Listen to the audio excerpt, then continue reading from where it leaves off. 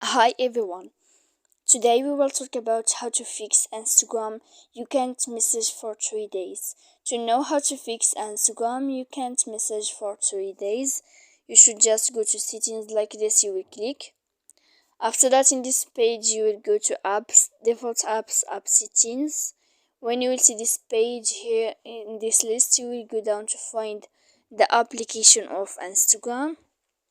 When you will see this page, you will click for stop. When you will end this, you will enter to storage here, and then in this page you will click clear cache, and after that you will click clear data, and you can update your application. So please don't forget to support us by like and subscribe. See you next time in another video, and thank you for watching.